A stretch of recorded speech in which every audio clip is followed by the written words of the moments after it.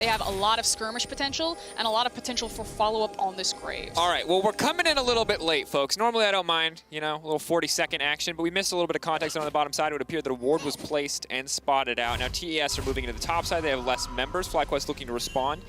And, of course, if you've been following Worlds so far, you know how crucial, how important level 1s can be. So a single piece of vision, spotting out and denying a hook coming in from Ignar is a big deal. I do like this level 1 being set up, however. You know, maybe this is a rogue-esque level 1 where they just try to burn Knight's flash early on or pick up the kill there by walking into the lane, or it's a delay invade on the Raptor camp. You'd already talked about the wards, Draco, so you can see that TES have played a... That sounds so weird to say. TES. TES have played a ward on the Raptor camp, so they get vision of this, and we'll see what the response is. It looks like it's going to be a collapse. Here comes Graves across mid lane. They're going to fight for this. And the ward here, very easy for TES to predict. This would be relevant. Keep our eyes, though, on where the damage is going to go. That's going to be a flash forward. That's going to be a taunt onto 2. Do they win out in the sustained fight, though? Because Santorin is already level 2, and he does so much sustained damage. Still a squishy little Bambi action there, though, so he's going to have to back off. Yandro now running for the life, going through, and that's going to be first blood coming in for FlyQuest. An excellent start. TES didn't have to contest there, but they chose to anyway. And you see the power of, you know, what happens is not just about the fact that Lilia does the Raptor camp so fast, you look for the delayed invade. It's about abusing that level 2 that you saw there. Is TES do manage to get the patience to I hate it. Top Esports managed to get the patience reset from the red buff, so Jackie Love is going to help Karsa at least get his primary buff, but you might say damage done, especially because Wild Turtle and Ignar are getting first to this wave right now. And getting level 2 early on this lane is a very big deal. Now, of course, important to know that Jackie Love did hold on to his flash, but that said, Yuanja is going to be very vulnerable here on the bottom side of the map. A single hook connects, which should be easy to do so if you could just flash, go for the power fist to kick things off. That is a decent amount of kill pressure bottom side. I want to talk about this Santorin pathing, because it's ending up being a split map anyway, and I don't know if it necessarily had to be, because he had priority with Wild Turtle and Ignar. We talked about getting to the lane first, the fact that, you know, you have flash still on your Blitzcrank. Now they're letting the wave slowly, not necessarily push in, because it's even right now. In fact, the cannon's probably going to kill those and turn on the cannon. Oh, no, now it'll slowly push back.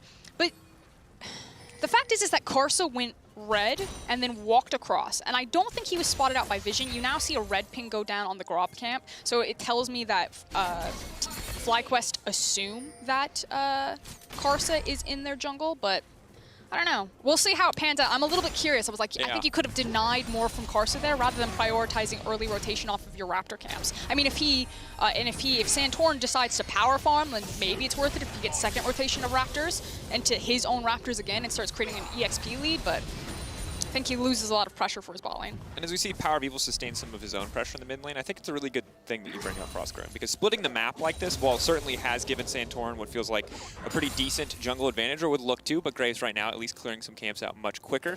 At the end, though, when all is said and done, there will be more camps available for Santorin. This is essentially isolated solo, and that's definitely not bad for solo in the early game, but there was an opportunity, it feels like, for Fly to try to break the bot lane matchup rather than trying to weather the storm. As you see, the hook does land. Maybe they can't get a little bit more damage down. The sidestep, that is not the binding you were looking for. Turtle and Ignar coming in clutch, trying to play this one out. A little bit of confidence. Power Fist goes in, Trap goes down, and now the lane. Wild Turtle, 2 kills up. He needs to back and spend that money. Yeah, he is a very wealthy Ashe right now. Ignar coming up clutch, in my opinion, right there.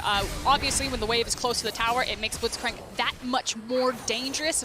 His ability to pull you under tower aggro. Now, while Lux didn't take any of the tower shots right there, the threat is always going to be available. So, catching TES off guard a little bit with a nice hook, as we're now entering second jungle rotation. So, Santorin is teaming up with his mid laner to try to get Knight a reset here. Wow, Santorin. Karsa. I'm so used to seeing Santorin on blue side. For some reason, it's really messing with me. I think it's because TES's logo was red, so I'm like, oh yes, TES on red side. I just feel like the second you said TES instead of Top Esports, you like doomed yourself. I thought, let it go. We've already tilted. There it is. But at this point of the game, FlyQuest off to a fantastic start. And the big thing is here is that ultimately this win for FlyQuest is for pride, is for proving themselves. But for TES, this one is very important because at this point, it's really feeling like it all comes down to the final game of the day, TES versus DRX. Now, if DRX are able to come in and win that game, they'll force the tiebreaker. But if TES lose here, and DRX are able to win later in the day, then the winner of that game wouldn't even get a tiebreaker. DRX could just go directly through without having to play it, having a better game score. So that would be a bit of a catastrophic mistake for TES to give up any kind of game here. It's about discipline and remaining in form to you know, have the crescendo, if you will, of that final game and so many stakes put onto it to secure a first seed, as we see Karsa moving in to maybe play with Solo a little bit. They're anticipating the teleport and they want to force the dive. He has Summoner Spellbook. He can swap to a combat summon. They can immediately force on the back of Urgot level 6. They're committing another TP as well. They want to kill this Gnar before he hits 6, but he just hit 6, and that means the Gnar is available. If he plays this well, it's actually very hard for TES to do anything. They have to be patient on this one. TES thinking they had the level 5 advantage, but that's the Gnar back into the wall, right into the tower. Now Knight is tanking him. He's going to flash into safety. Solo making it out of this one. TES were not ready for that Gnar ultimate. Yeah, beautifully played there by Solo. Comes back with the Ninja Tabi as well. And even though they pull Knight, look at how many waves he sacked in the mid lane, as well as giving priority for Power of Evil to make this rotation here. So Knight using his TP up top side, getting chunked out, means that TES are going to lose their Krub camp. They're going to lose play on bot lane, and probably lose 2 waves on mid. Oh, and this is massive for FlyQuest, because when their composition has a lead, it's so much easier to play out. This Ashe, this Blitzcrank, Santorin starting to pull ahead in jungle XP. Very easy for them to kick fights off, whereas the Caitlyn Lux, if they're trapped under a tower, those champions are useless. Just about spell flinging. This also does give access for Santorin onto this Infernal Drake if he wants to start it. I would hope that he returns to his jungle, though. Another ping out, though. TES, they've kept the momentum up. They're not looking to stop now. Justice Punch forward, but Power of Evil staying calm, cool, and collected as he just looks to match this mid-wave pressure. Karsa sticking around for now. The first dragon of the game is now set to go over to the side of FlyQuest. 2,500 gold, 7 minutes into the game. If you told me it was TES, I would have believed you without looking. You tell me it's FlyQuest, I want to know more. And right now the story is bottom lane competency and Solo holding on even against 3 people on the top side of the map. And frankly, it's FlyQuest skill checking TES, not just with like the macro movements. Like that was nice in the early level invade, how they split the map. But you know, Solo coming up clutch there to absorb so much pressure from top esports when they tried to execute onto the dive. And then just a really good follow-up on FlyQuest to read the situation that they put too many members topside and we can happen bot. Ooh, Galio is going to make it out, but is forced to use ult defensively nonetheless. Now, whenever we look at champions like Twisted Fate, Galio, Shen, we always talk about how important those early ults are for impacting the map. And that one, of course, going to be used up, going to be forced out as a defensive option, making Power of Evil's life that much easier in the coming plays. It also makes Karsa's life that much harder because he needs to be, obviously that ultimate is so important when he does want to find these skirmishes. So the question that I have for FlyQuest at this point is if they want to swap to try onto an early Herald. Now you can see that Karsa is currently sitting on the Herald, has gone over the wall, but you have such a strong advantage in terms of itemization on Turtle versus JackeyLove. So maybe you sit down here with Turtle, he's now just ticked over to level 6, and then you swap him, or FlyQuest just dissuade you from taking an early Herald and try to hold these lanes for as long as possible since they are winning in the 1v1s and the 2v2s. Yeah, things overall going quite well. Obviously, Tabby on the top side just to mitigate some of Urgot's potential damage. Additionally, just movement speed to dip, duck, and dodge your way around the shotgun legs there is certainly going to help out. But Karsa canceling his own back here as he now wants to return to the top side. This is a bit of a long con play. It's going to be a lot of wasted time if this does not go in the favor of top esports. But that's going to be the whiff, and definitely not the one that they were looking for. Now, Boomerang isn't going to be back up for Solo. He's not able to pick it. Throws out the 10 icon, says try again, but the Urgot ult. That's going to be it. Pull him back in. Oh, God, it's still just as gruesome, even if it's the Pajama Guardian. Oh, well, Solo... Oh, excuse me, 369 did get the last laugh ultimately. Solo with the little camper, like, come on, guys. Give me your best shot. And even though 369 whiffs the flash, he nails the ultimate. Now, with that information, again, FlyQuest, we'll see what they set up on the bot side of the map. And it looks like very well recognized by JackeyLove to say, no. Oh. This is the only play that they have available to them, so we're just going to go ahead, not reveal ourselves, and walk back into it. Santorin says, okay. Back to hard farming, still creating a massive CS lead. Look at it. Gnar, Lilia, massive for Power of Evil, as well as in Wild Turtle. Across every single lane, FlyQuest are winning in the CS numbers. Absolutely good. I think you can't help but have this feeling in the back of your mind, though, seeing the way that TES have played this entire tournament so far, that something could go wrong at any moment, that all it takes is a single play from TES to turn it on its head. But for now, FlyQuest in complete control, and they're looking to find the pick here on tonight. The taunt coming in, but he's just going to get shuffled right back. Easy use of the Emperor's Divide coming in from Power of Evil. Very nicely done and very patient now, as here comes 369. 369 walking forward. It's going to be a slow fight. Sandstorm dodging around the side of the pit. If NECC does manage to connect, and it does, he's going to be in trouble. Very squishy still on the Lilia this early in the game. So Karsa's going to grab that one, and it looks like Harold will go over to TES as well. But in the meantime, Wild Turtle looking to break down this bot lane tier 1 tower. At least getting something for FlyQuest on the map right there. Patient from both teams. It was the fact that TES showed up with more members at the end of the day because Turtle did remain into that bot lane picking up those plates. Still going to be very slow here for Karsa. Break that one down as the eye goes through, but of course it looks like doesn't want to use the smite quite on that one until he's absolutely forced to. Turtle will break the first tower of the game, 610 additional gold going in his pocket. And note the build as well, Essence Reaver first for this Ashe going to be coming out. So a lot of arrows, a lot of engage opportunities for the side of FlyQuest. And we'll keep tabs on Wild Turtle if he goes for like the full raw damage build, the Essence Reaver into the Infinity Edge, or if he pivots for more of an attack speed post Essence Reaver as it's now been completed. I love an Essence Reaver Eye Edge build. I think it also helps when you're trying to kind of beat out Caitlyn's power curve. Obviously, she does have that lull point because there's no steroids built into her kit. She relies on attack speed. Yeah, and of course, the additional thing about Ashe is that if you're able to just land an arrow onto the Caitlyn, normally the difficulty is getting in touching distance of Caitlyn, but once you're close enough to Caitlyn, the slows keep her close. She has to burn everything to get away from you, so it does certainly help make the job easier.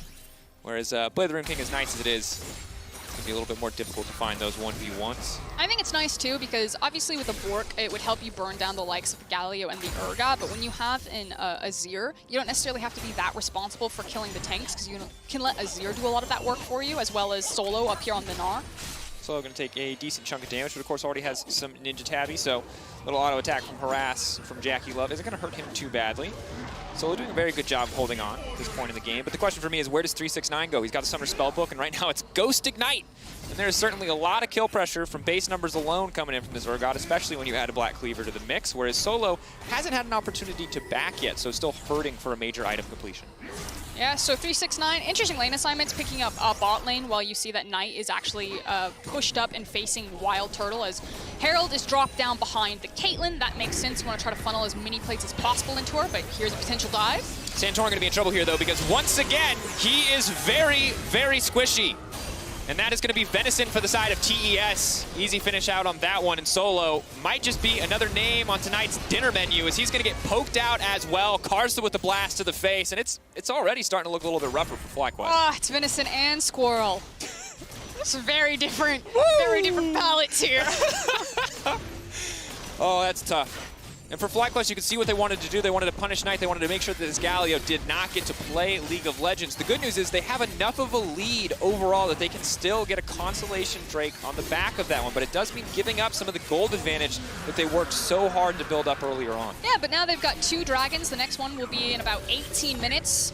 So you're looking at a potential of a 23-minute soul, which is obviously going to feel really nice for FlyQuest because A, they spike really well on 2 items and then continue to spike really well. They have tons of scaling potential for them. So while the last exchange, kind of looked like it was traded 1-for-1, tons of gold being funneled into Jackie Love's pockets, it still feels like a really good position on this map state for FlyQuest. Yes, but definitely need to keep it together. Cannot afford any more small mistakes. Because at this point, the gold is starting to even out. And as much as those Drakes are going to help, you're still hoping to play around Soul Point. You're hoping to maybe utilize this Gnar and all of his glorious ultimate power, especially as Solo gets closer to level 11 to lock down TES, to find that big combo to close out a fight. I feel like Solo's job is just going to be as obnoxious as possible. Yep. Yeah. He's actually building a slow push here. The minions will focus fire. See if they remain focus fired. Yep, so it will slowly push away from him and build up. And as the second wave crashes, it'll be a little bit more rapid, and we'll see what Knight does. Of course, has both the ultimate and the teleport available, so can't be anywhere that he needs to. Meanwhile, in the mid lane, waiting for FlyQuest to find another opportunity to make plays. I like what we're seeing on the mini-map, not so much on your screen, but on the mini-map, you are seeing Ignar and Wild Turtle push in and lay down a little bit of deep vision. Of course, when you have a Blitzcrank on your team, breaking mid lane tier 1 tower is hugely important because it sets you up for some nasty picks just like this. Sidestep there, though. And that one is going to get stolen away. So FlyQuest with a good setup, with a good idea, but not able to find the execution. So what FlyQuest are doing right now, like you're talking about looking for picks, but they're basically playing off of their mid lane priority and then trying to chip down top tier tower. And they're doing a good job because since Solo is slow pushing this wave, it might actually time up where this wave builds up and crashes into bot tower or applies pressure where TES try to maybe pick him off bot side. As I say that, they're doing so now, which gives Turtle space to commit to the top tower. So you see Ash now steps forward since TES have shown on bottom side with multiple members, and he gets to shove this one down. So really good cross-map wave management there. And yeah, it sucks that Solo had to burn his flash, but ultimately Wild Turtle and FlyQuest continue to break open this map and try to accelerate the game. And this is one of the difficulties of Summoner's Spellbook, is that obviously when you have a spell like Ignite and Flash, you have to be willing to burn one to get back to your original spell to teleport. In this case, 369 just has to get up there the old-fashioned way to try to contest that one. So it will be another tower taken out. FlyQuest for now holding on to a 2K gold lead, 2 Drakes as well. All things considered, looking pretty good in this game. Power of Evil scaling quite comfortably. You look at individual CS discrepancies, and they are certainly still favoring the side of FlyQuest. Yeah, and now it's going to be how they problem solve breaking down this mid tower. Now, historically, how you do that is... That landing that arrow. Oh, Jackie Love. Absolute MVP of dodgeball in his elementary school class. No doubt there after that one. What I was about to say is you can throw multiple members into the lane and just start fishing with pieces of CC to force you away from it and chip it away, or you hard push side lanes and then use the inside track of getting your numbers there first and start cheating in and potentially threatening a dive. But FlyQuest go for the kitchen sink method. They throw an arrow, they throw a swirling seed. I don't even know if the Blitzcrank hook came out before the camera got there, but they could have thrown that as well. And at the end of the day, you get what you came for. Would have been nice to get Jackie Love as well, but happy to grab the tower in this instance. And of course, the arrow cooldown still relatively low. Will get lower as level 11 comes through. TES looking to make it a trade, though, have opted to start up this Herald. Of course, second Herald never feels as good because you're not getting tower plates off of it, but a single one fight in a Herald like that can lead to 2 or 3 broken towers if you're in the optimum position. And that's the question. Do you use it before the dragon fight or after the dragon fight? Because what the second Herald's going to give you is map control and map pressure. And if you use it before the dragon fight, it's obviously then trying to get priority or tempo elsewhere, where you're either trading the dragon for multiple towers or you're forcing FlyQuest to respond to it so you yourself can stop the dragon stack, which is what I think they'll do. Or you hold on to it, you go into the fight, you ace them, and then you place the Herald, and then it's even more devastating. So that's what we'll be tracking with with TES. And the question is TES looking for the more likely, more practical example, or are they looking for the let's go all in, let's bet it all, and maybe we end up with a worthless Rift Herald, but if it goes in our favor, let's just build a monumental gold lead. Checking in on itemization as we're setting up for this 26th third Dragon here. Reminder that it's a potential 23-minute soul for FlyQuest if they pick this one up. We have Reverie that's completed for Ignar, so watch how that is used to gap close and try to get back onto Jackie Love. Right now, TES fighting into enemy territory. They have so many control wards just to make sure that they can get in the area, but it is eyes on Ignar. He's holding, though. He's waiting. Has to be patient here. He hooks Karsa. It's a good look. He hooks 369. This fight could be over in an instant. Got very tanky. Power of Evil, of course, as well as Santorin are going to do good damage to him, but not going to burst him enough to take him out of the fight. Look at the mid wave. Oh, going over the wall. He's going to get locked up. It looks like they might just have enough damage. Now 369 trying to sidestep, trying to make it out of this one, but they're not able to take him out quite yet. They burnt literally everything on the Urgot, but it looks like it was the right choice. Now they're going to have to concede a tower here from the side of FlyQuest, but in the meantime, they should be able to take down this third Drake uncontested. A good pick from FlyQuest. Really nicely done from FlyQuest. Again, a lot of patience, especially around Santorin and Ignar. Woo! Santorin securing the dragon right there. Ultimately, it was Ignar's hook, but Santorin also had really good position with the Lilia over the side, trying to fish again for swirling seeds. And also the fact that they just patiently sat and they looked at the dragon, they looked at the mid wave, and they said, the longer that TES sit here, the better it is for us because they're losing waves to mid lane tower. So us just standing still because of our wave state is actually advantageous for us, as well as now putting them up for soul point. Very good situation to be in overall. And when we look at this composition from the side of FlyQuest, they're in a position where now that they've built a lead, as long as they don't walk blind into Fog of War, it's a pretty good composition to play out. You've got pick potential with the Ashe and the Lilia, both of which also bring some pretty solid team fight power. Pick potential for the Blitzcrank, which when you're behind feels useless, but when you're ahead like this, you are able to blow up the tankier members like 369. And for the side of TES, you can see that they don't really get to start fights on their terms. They kind of have to wait for FlyQuest to start it for them. Solo finds the boomerang that someone is in that brush. Ignar says, why not? And goes ahead and pulls Urgot to his death. Now, 2-for-1 special. Look, I said that they might not be able to kill 369. They obviously wanted to prove me wrong. That's 2 in a row. FlyQuest finding the picks that they need to. Now it's 1955. Baron will spawn in about 2 seconds now. They could just go for the coin flip here, and they are certainly favored if they do so, but they're not going to risk it. Instead, focusing on pushing out here, and Lilia still has the sleep up and available, so if they can catch out Karsa, they could look to find an uncontested Baron. And now, I personally have gone for the Baron, but I understand FlyQuest's reasoning right now. Like you said, they already have a lead, they already have a win condition in that Soul, an Ocean Soul to cap it all off, so might as well just take the free reset. We'll see what happens though while TES have first move onto the map. You can see they already walk into Topside River. They've now placed defensive vision around the Baron, so it does get a little bit harder. At this point, FlyQuest are going to be using those pick tools that you talked about, Dracos, you know, throwing arrows.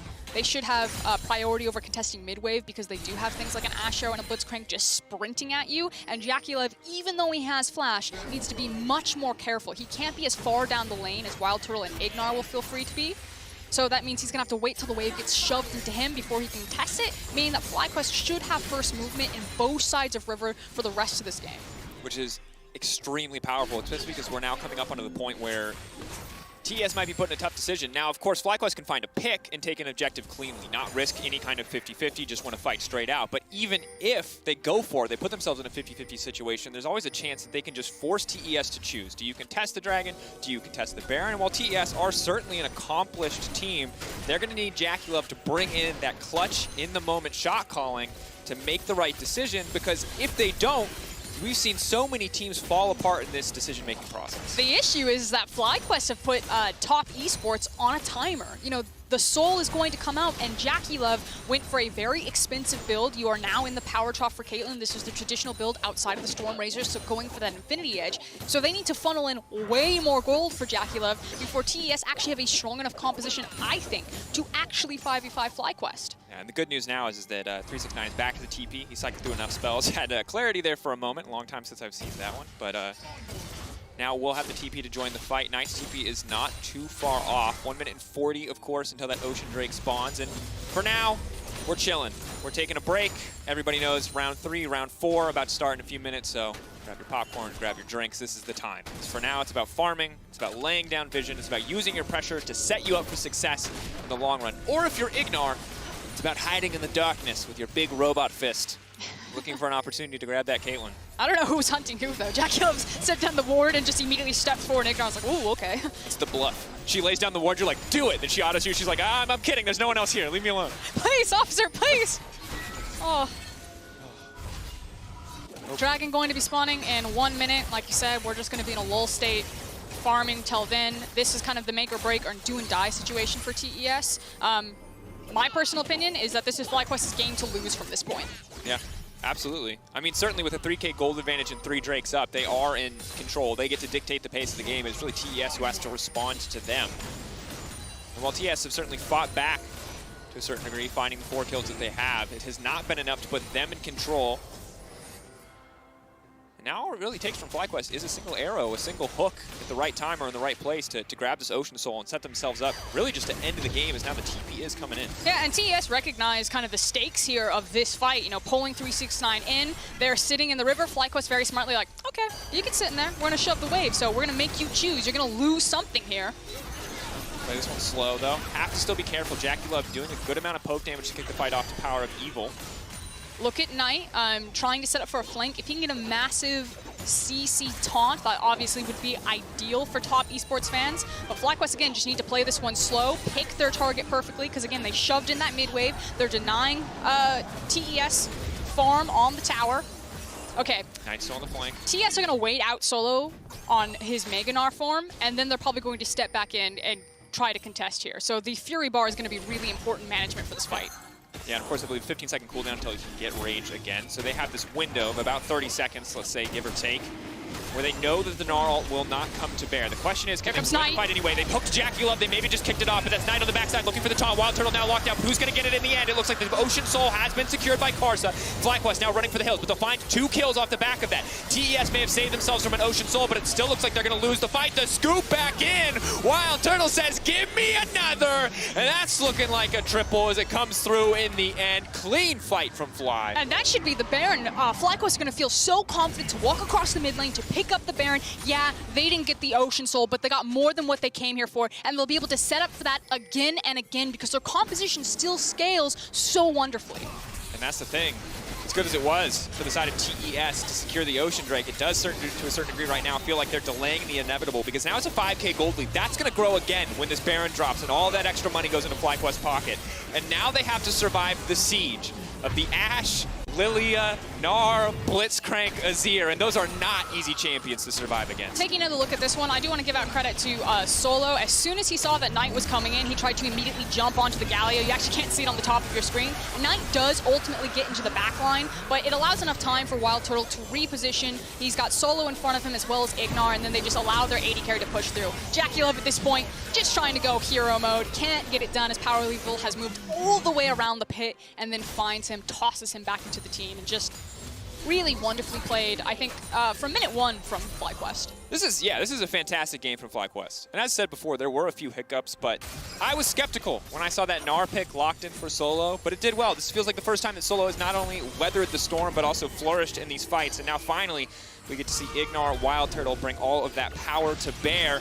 For 369, he is slowly going to get chipped away here. They have to be careful, though. They're using the sleep a little bit early, knowing that they can't fully commit to the Urgot quite yet without anyone else there to do damage. But that's big damage coming in from JackeyLove. Luxalt to follow. Will get sidestepped.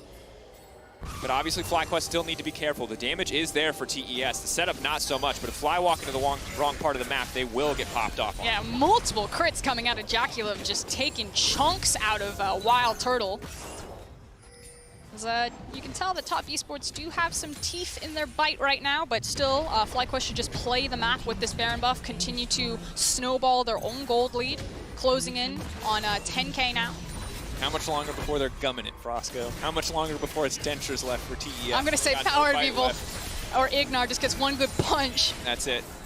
How many teeth can Ignar knock out with this one? Now, the good news is Karsa has that Edge of Night. Early lethality purchase certainly going to help him out a lot, as well as stop this hook from really being a massive threat. Solo on the bottom side. He is just the chauffeur for this minion wave. He's just driving it in. He's just poking down, but he knows his only job is to protect this cannon minion, because there's another point of pressure in the mid lane as well. And I already have access to the tower. Wild Turtle laying down a bit of poke as well. You can see it's all about just weaving in and out, trying to get free autos without giving anything up here from the side of FlyQuest. Now, they do have Mega Gnar on the bottom side. If they wanted to pull the trigger, here is a good opportunity. And as stated before, once it fades away, it will be a small window before they can try to activate that one again. I mean, I think at this point they're just trying to get as much chip damage as possible with Ignar kind of fishing for a hook. If he gets a good one, that's obviously going to feel really nice, but FlyQuest should be sitting on a bunch of gold because of the towers that they've taken. So I don't think they're going to try to force their hand too hard here. If they go wrong, they would give a lot of shutdowns over. Big arrow, Mikhail's fall out. Oh, deep teleport. This flank could be massive. Keep in mind, it's a low health bar for JackeyLove, so they're going to have to play this one out a little bit slowly. JackeyLove has reset his position. Knight has flanked. FlyQuest have spotted him out, and now Knight actually might be in trouble. Oh, hawk shot. They're retreating. He needs to use his Galio ultimate reposition. Alt to poke. He's just going to walk around. That was not the heroic TP flank that they were looking for, but you can see how much FlyQuest have TES on the ropes, because that Galio TP play might have been the only way they could get a clean fight started off in their favor. And it's a minute until the next Ocean's Dragon. And when you're on Soul Point, they have to come and fight you. And right now, FlyQuest, they've played well, they've played so good, but they might not need to in this last fight. They might just be able to beat TES down with their wallets, with all of these itemization advantages you see across just about every character on the side of Fly. Yeah, and it's not even just the wallet, it's the map pressure that they can have. You know, they have super creeps that come in through the mid lane. FlyQuest can play the same move that they did last time, which is hard shove the mid lane wave, allow that to funnel in, and then just stand at the dragon and wait and say, TES, you know, are you going to come at us? Because you got to take care of your base. Ooh. Flip it. Flip it for the NA fans, because that's NA hope right now. You might be knocked out, but you can go out looking good after a game like this against TES. Arrow going to connect on 369. They're going to pull him back to the middle of the team. The follow-up is there, but they can't quite get it done. Carson now leaping into everyone. Wild Turtle going to be isolated, taunted off to the side. That's going to be massive. Maybe, just maybe they can turn it back. But Fly say no, not today. Chasing him down. Solo, bobbing, weaving, moving forward in the fight is Power of Evil. Looks for another opportunity to throw a few more autos down, but they've killed Wild Turtle, but not Santorin, and that means Cloud, or Ocean rather. An easy pickup here for Fly. That's going to be Ocean Soul, and while TES is starting to throw a few more punches, Fly still coming out on top. Yeah, it's just the shutdown bonus. I believe it was Knight who got the shutdown as well. So on the Galio, I'm going to say not going to make that big of a difference here as we take another look at it. I was just going to talk about, you know, the strength that Ignar and Wild Turtle will have right now because 369 is so vulnerable. Now, as soon as 369 is caught, Nike immediately sprints into the backline, forces the flash out of Wild Turtle, so maybe they capitalize on that because he is much more vulnerable now, but picks up that 1,000 gold bounty, but still only sitting on 2 items. Yeah, and at the end of the day, now there's the QSS to contend with as well. Blitzcrank building towards a Righteous Glory, and of course, Ocean Soul. So if you're hoping that your kind of low damage Galio at this point in the game was going to burst through Wild Turtle, you're probably in a tough position. And I like the sentiment that Yamato brought on the analyst desk the other day about Galio and, you know, some of the incredible mid laners that we have on this tournament, and that it kind of masks your strength. You know, you don't get to shine as bright on the Galio as you would other champions, and you know, I'm kind of tired of teams picking it. You know, the list of mid laners that have played Galio and the list of mid laners I never want to see play Galio are almost the same list. It's a circle. Chovy, Showmaker, Knight. And look, I'm not going to knock TS's draft. Like, clearly they had some good plans. Now, FlyQuest's plans looking like they were a little bit better, but it does feel like TES have hampered themselves a little bit by not putting one of their star players on a champion with a little bit more agency in this game. But right now, FlyQuest looking for perhaps the kill shot, as they have Ocean Soul, they have Scuttle Crab, and they are now on the Baron. This should be the FlyQuest victory lap. 7K up. Absolute control. They're going to grab another Baron. Luxalt. A sad attempt at a steal there, but we might as well try it. The cooldown's going to be low enough at this point in the game. Now it's 3 items for Jackulub, so maybe, just maybe, TES, 3.5 rather, can try and find a fight, but pushing in on the top side is FlyQuest, and with 5 members strong, they look all but unstoppable here in this game versus TES. So what you're looking for is, again, Ignar is going to be fishing for a lot of these hooks, whereas where's the desperation going to come out of TES? Are they going to decide to sack 2 inhibitors before they mount their final stand? The rage bar is full, so engaging now would be quite dangerous. Still a good little bit of poke. Obviously, the frustration of sieging against a Caitlyn is you can do what you can to protect that. But oh, there goes Karsa. We were waiting, and they found it. That's 1 hook, and that might be all it takes. Clearing out the waves, though. TES are still holding on. Not afraid because they lost a single member. Bot lane inhibitor is exposed. Solo can start to zoom down there as the next wave will crash in the top lane. Ignar with a Hex Flash over the bush, but it's 369 in the middle of the entire team. He goes golden, and now Knight's in the midst of the backline. Santana pulled in and snared by the trap. It's clean play, but it's not nearly enough because it's Solo on the backside. Solo looking for redemption, and TES getting torn to pieces. FlyQuest, where were you in week 1? You might have showed up, and it certainly looked good. Here it is, FlyQuest taking down TES. What a sight to behold. And what they couldn't do against DRX, they do manage to do against TES.